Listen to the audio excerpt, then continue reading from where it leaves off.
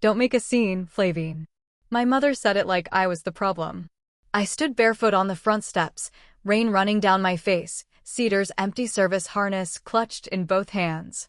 My father was behind me, one hand locked around my elbow, just tight enough to remind me I was still in his house, still on his insurance, still under rules I never agreed to. Across the driveway, a silver SUV idled at the curb. And through the tinted back window, I saw him. Cedar. His ears shot up the second he spotted me.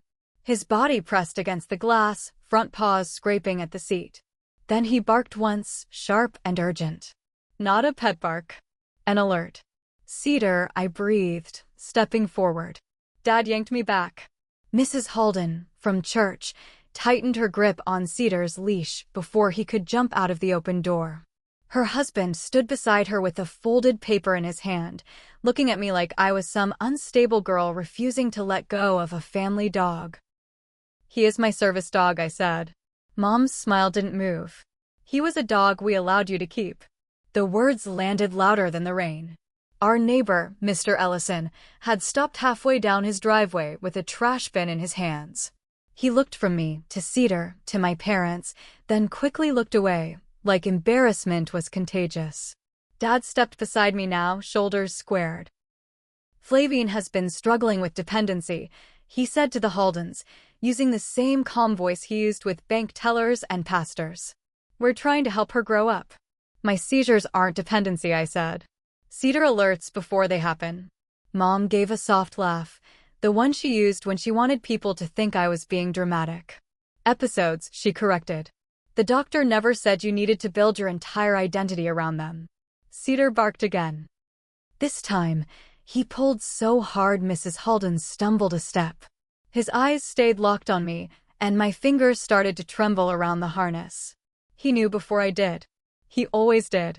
The pressure behind my eyes, the numbness creeping into my left hand, the hollow sound opening in my ears. Please, I said. He's alerting. Give him to me. Mrs. Halden hesitated. For 1 second, I saw doubt flicker across her face. Then Mom moved first. Don't reward this, she said. Dad placed himself between me and the SUV. Go inside. No. The word came out small, but it still changed the air. Mom's eyes sharpened. Mrs. Halden looked down at the folded paper in her husband's hand and said, Flavine, your parents told us this was already settled. We have the paperwork. I stopped breathing. Paperwork. Not a misunderstanding. Not one of Mom's punishments that would end after a few hours. Not Dad taking my keys because I had talked back. They had planned this. They had waited until I was at my neurology appointment 3 days ago. They had taken Cedar from my room, loaded him into someone else's car, and created enough paperwork to make him disappear before I even got home. My eyes moved to Dad. What did you sign? His jaw tightened. Mom answered for him. What needed to be signed?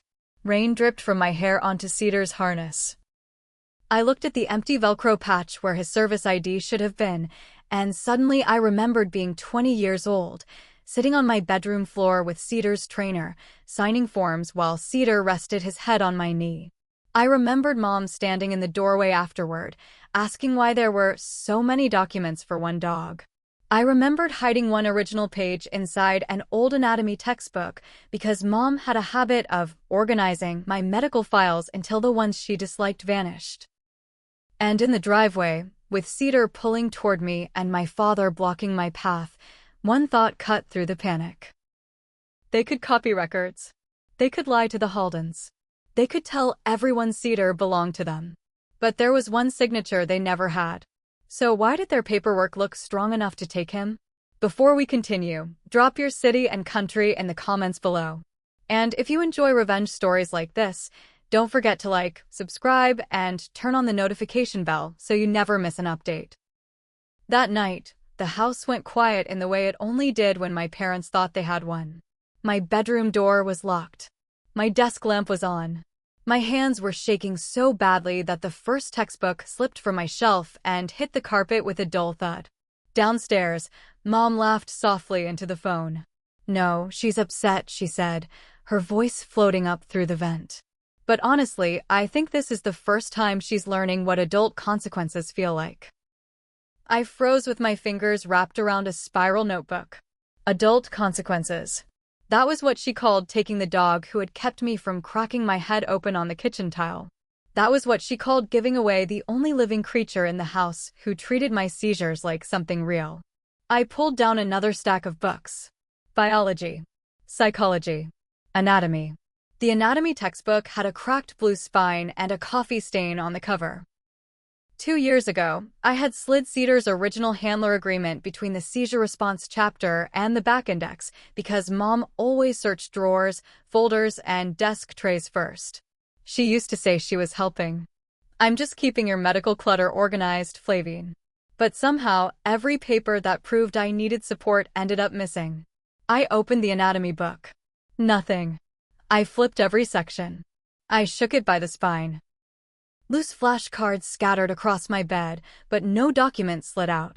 No, I whispered. My eyes moved around the room, and every object seemed to pull a memory loose. Cedar's first vest hook by the closet. The medication chart taped beside my mirror.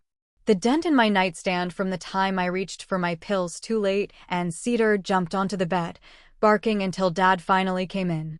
Cedar had been with me since I was 20. Before him, I had avoided stairs. I had stopped staying late on campus. I had memorized where every bench was between my classes because sometimes my body gave me only seconds of warning. Then Cedar learned me. He learned the change in my scent before a seizure. He learned to paw my thigh when my breathing turned shallow. He learned to press his body against mine when the room started tilting and my thoughts scattered. Mom called it embarrassing. Dad called it expensive. At restaurants, Mom would lean across the table and whisper, "Do you have to let him sit there like that?" At church, Dad would say, "People are going to think something is seriously wrong with you." Something was seriously wrong with me. That was why Cedar existed. I dropped to my knees and checked under my bed, behind the laundry basket, inside an old storage bin. My pulse kicked hard when I remembered Mom coming into my room the morning of my neurology appointment. "I cleaned up a little while you were gone," she had said when I came home and found Cedar missing. A little. My stomach went cold. She had taken the book. Or she had opened it. I grabbed the empty anatomy textbook and marched downstairs. Mom was in the living room with a mug of tea, still wearing the cream sweater she wore when she wanted to look gentle. Dad sat at the dining table, scrolling on his phone like the driveway had never happened. "Where is Cedar's paperwork?" I asked. Mom didn't look surprised. She took a slow sip from her mug. "You need to lower your voice." "Where is it?" Dad set his phone down. "Careful." I held up the textbook. "You went through my room while I was at the doctor. The original service dog documents were in here." Mom smiled with only one side of her mouth.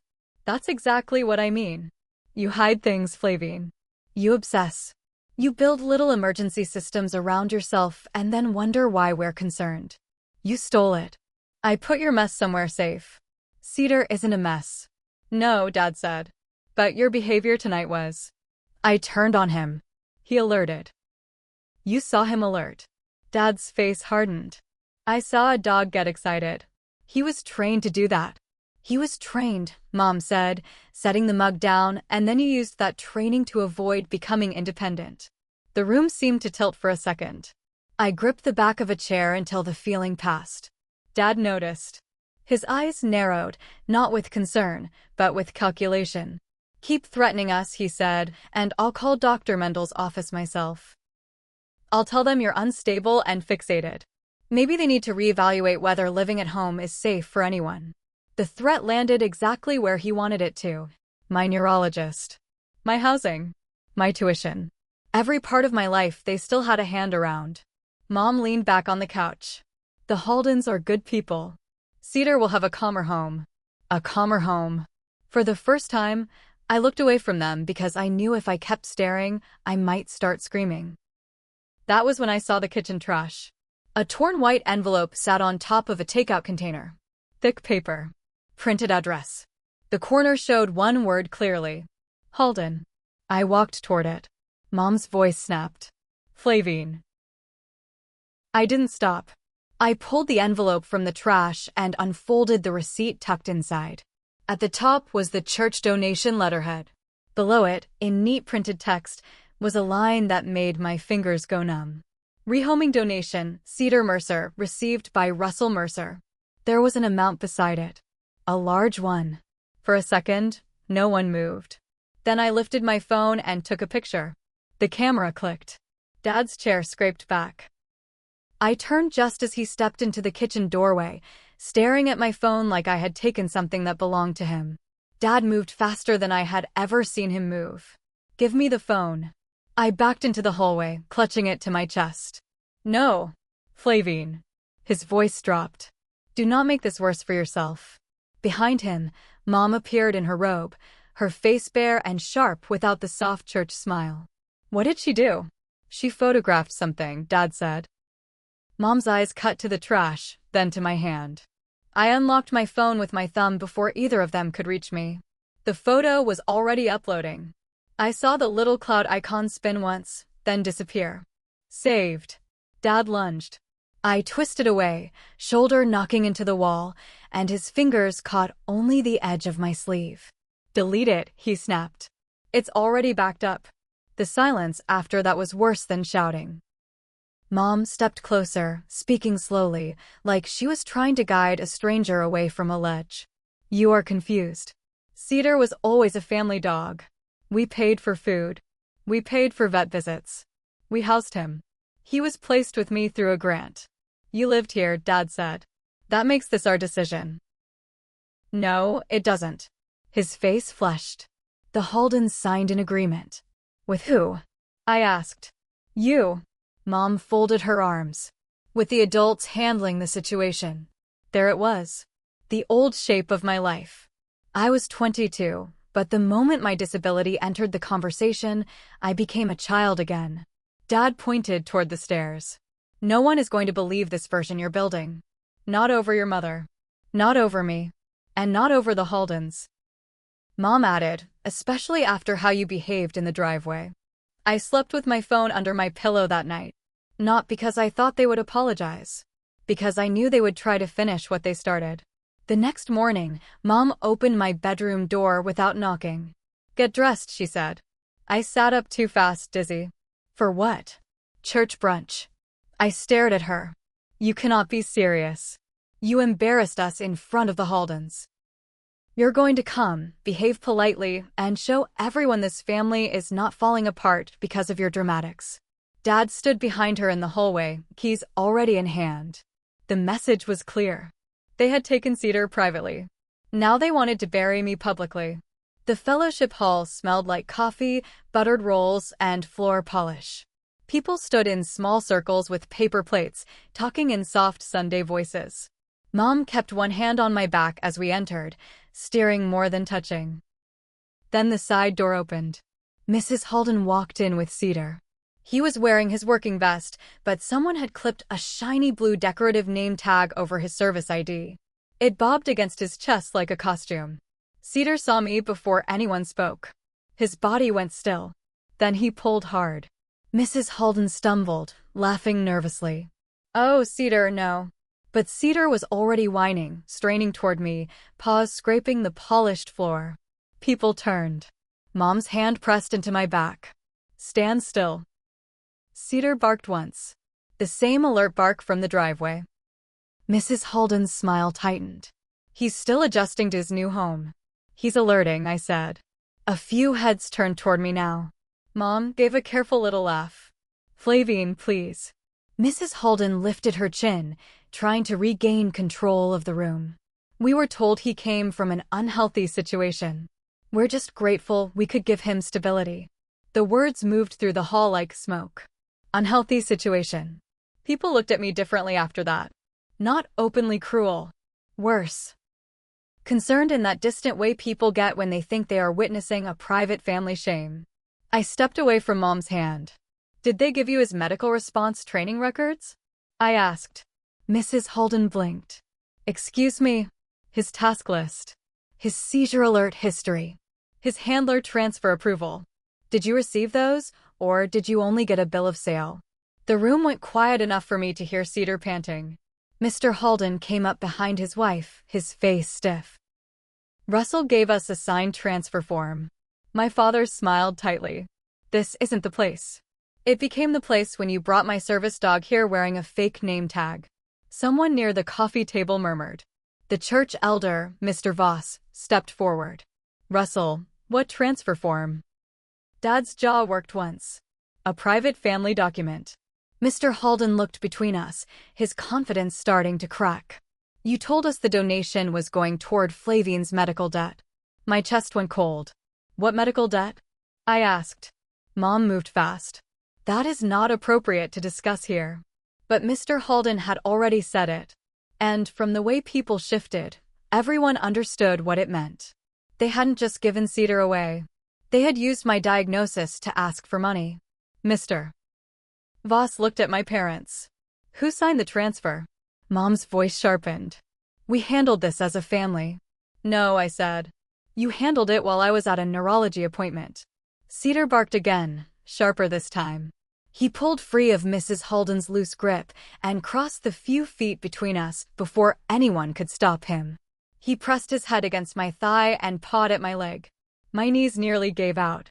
I lowered myself beside him and whispered, brace. Cedar, brace. He turned instantly, planted his body against mine, and held still. The entire fellowship hall watched the dog they claimed I couldn't handle obey one quiet command. Mrs. Halden covered her mouth. Mr. Halden turned slowly toward my father. You told us she couldn't control him. The church office door clicked shut behind us and the sound felt final. Outside, the fellowship hall had gone quiet in patches, voices dropping whenever someone passed the door. Inside, there were 6 of us crowded around a polished wooden desk. Me, my parents, the Haldens, and Mr. Voss, the church elder. Cedar stood pressed against my left leg. Mrs. Halden still held the leash, but loosely now, like she wasn't sure she had the right to touch it. Mom was the first to speak. She is manipulating the dog, she said. I looked at her. Even Mr. Halden blinked.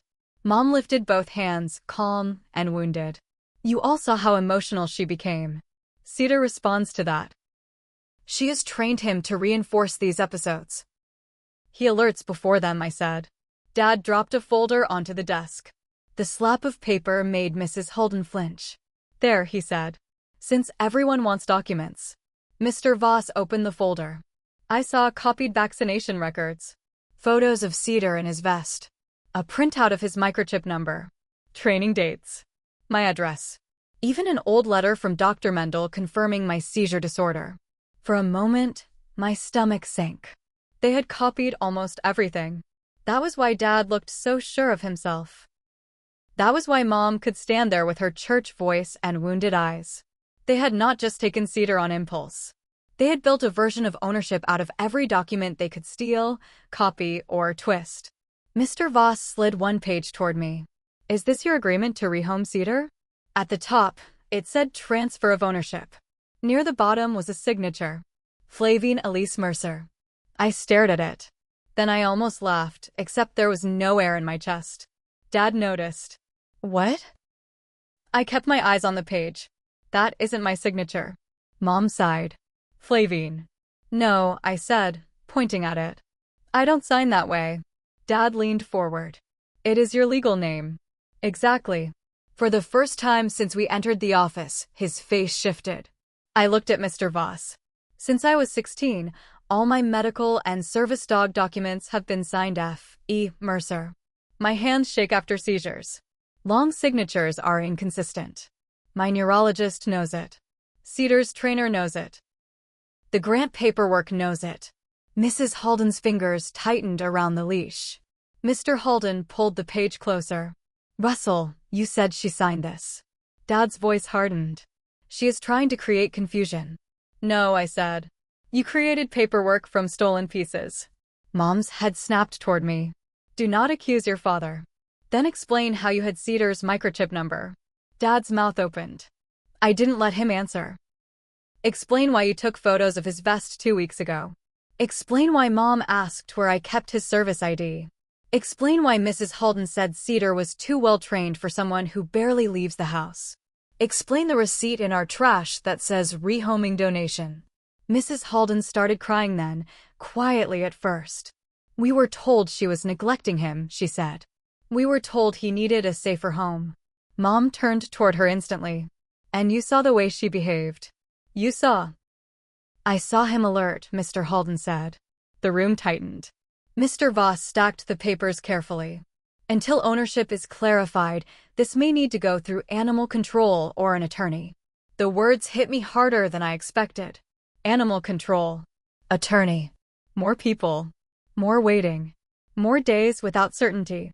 Cedar pressed his weight against me, grounding me before I slid too far into the fear. I placed one hand on his back and felt the rise and fall of his breathing. Mom saw the weakness and stepped into it. This is what she does, she said, voice trembling now. She turns everything into a crisis.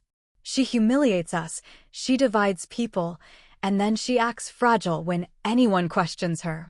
My vision blurred. For 1 second, I was back in my room with the anatomy textbook open and empty in my lap. The document was gone. The proof was gone. They had taken everything first. Then another memory clicked into place. The anatomy book had not been empty because Mom had found the original page. It had been empty because months earlier, after a smaller argument about Cedar's records, I had moved the most important document somewhere Mom never bothered to look. My emergency medical binder. The binder she called paranoid. The binder I carried in my backpack because seizures did not care where I was.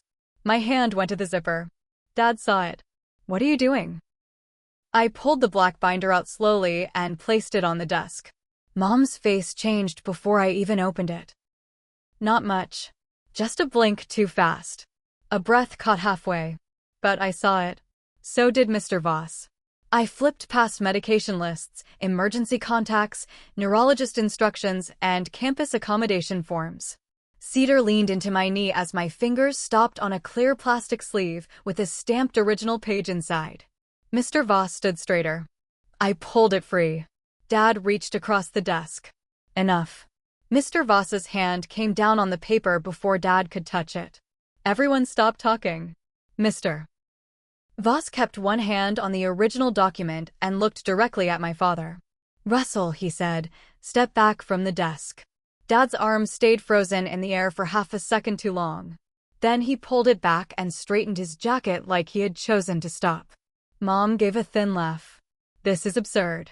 She carries binders around to make herself look helpless. I slid the page fully out of the plastic sleeve and placed it flat under the office lamp. Cedar's name was printed near the top. Cedar Mercer. Below it was my name. Handler owner, F.E. Mercer. Not Diane Mercer. Not Russell Mercer. Not Mercer family. Me. Mr. Voss adjusted his glasses and read in silence.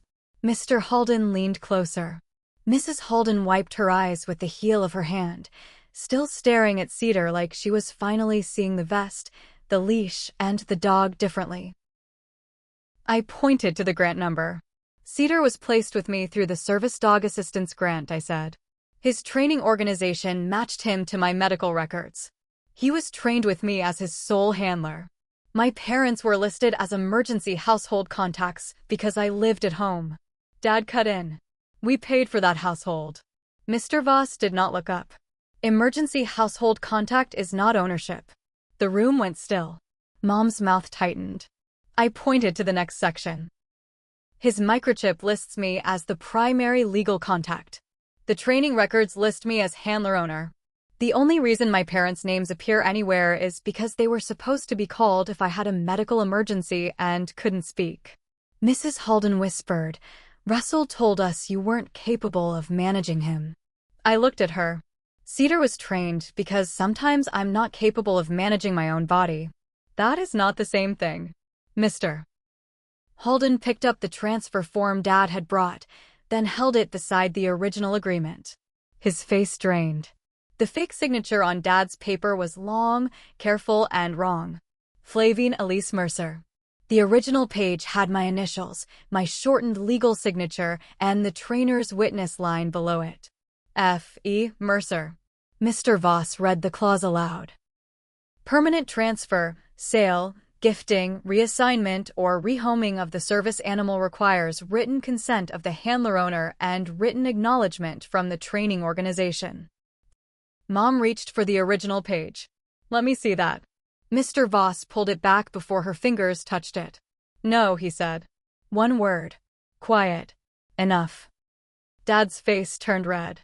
This is a family matter. Mr. Voss looked at the forged form, then at the receipt photo still open on my phone, then at the Haldens. It stopped being only a family matter when money changed hands and a signature was presented as hers. Dad's jaw clenched. Mom's eyes moved around the room, searching for the softest face. She landed on Mrs. Halden. Carol, you know us, Mom said. You know we would never do anything cruel. We were desperate. Flavine was deteriorating. Cedar was making it worse. We were trying to help everyone. Mrs. Halden stepped away from her. It was only one step, but Mom saw it. So did I. Mr. Halden's voice came out rough. You told us the donation was for medical debt. I turned to him. What medical debt? He swallowed. Russell said your bills were overdue. He said you were refusing treatment and that Cedar's expenses had become impossible. He said accepting the donation would let your family catch up while Cedar went to a home that could care for him. Dad didn't deny it. He only said, we have carried her for years. That sentence snapped something clean inside me. I reached down and unclipped the decorative blue name tag from Cedar's vest. It fell onto the desk with a cheap little clatter. Then I pulled Cedar's real service tag from the binder pocket where I had kept the backup and clipped it onto his vest. My fingers did not shake. There are no overdue medical bills through you, I said. The grant covered Cedar's placement. My disability insurance covers my appointments. You used my diagnosis to make selling my service dog sound like charity. Mom's eyes filled with tears, but they came too quickly, too neatly. Listen to yourself, she whispered. Selling? How can you say that about your parents? I pointed to the receipt. Because it says received by Russell Mercer. Mr. Halden placed both hands on the desk and lowered his head.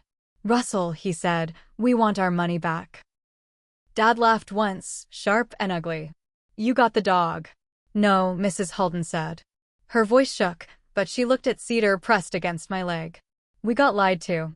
Mr. Voss gathered the copied transfer form, the receipt photo, and the original agreement into separate piles. Carol, Martin, return the leash to Flavine. Mrs. Halden held it out with both hands. I took it. Cedar immediately shifted closer, then sat in perfect heel beside me, his shoulder against my knee. Mr. Voss turned to my parents. Diane Russell, I'm asking you to leave the property for today. The church board will review your roles here after this is documented. Mom stared at him.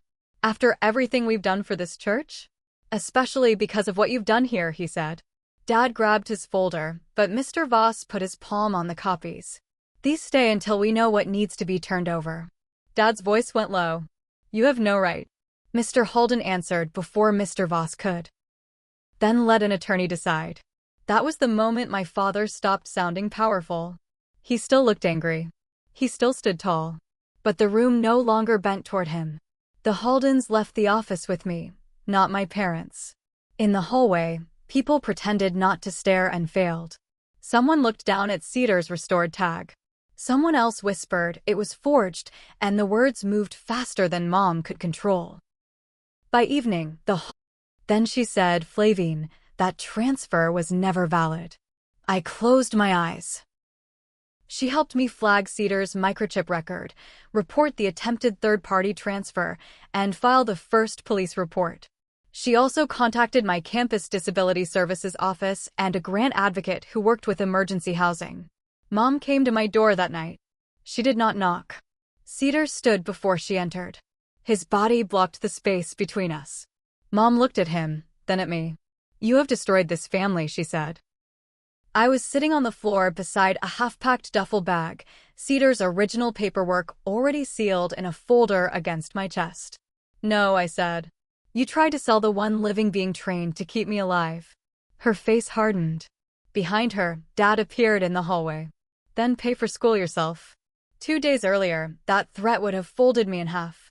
That night, I picked up my phone and called my aunt.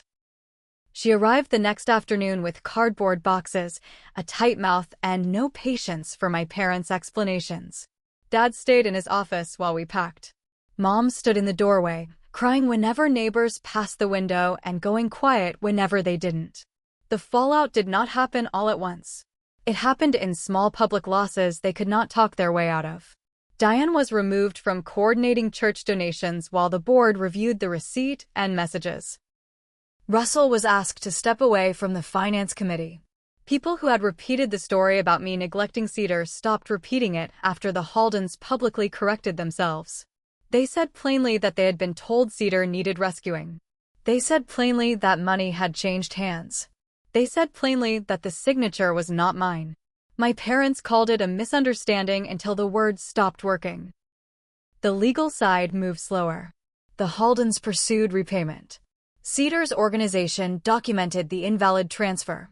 The police report listed the forged signature and the attempted sale of a service animal assigned to me. I did not know what charges would come from it, and I stopped letting myself build a life around waiting for my parents to be punished. I built one around not needing their permission anymore. Disability Services found me a small accessible apartment near campus through emergency housing. It had a narrow kitchen, a bedroom barely big enough for my bed, and a window that looked over a row of maple trees. To me, it looked like air. On the first night, Cedar walked through every room, sniffed the corners, checked the door, then came back and rested his head on my knee. His harness hung by the entrance. His medication alert card stayed in my backpack. The original handler agreement went into a fireproof lockbox under my bed, along with the grant documents, microchip record, police report, and every message the Haldens sent me. I did not keep them because I expected betrayal every day. I kept them because I had learned something my parents never wanted me to understand. Proof could be quieter than anger, and stronger than fear. 3 days after they gave Cedar away, I brought him home with the one signature they never had. And this time, no one could take him from me.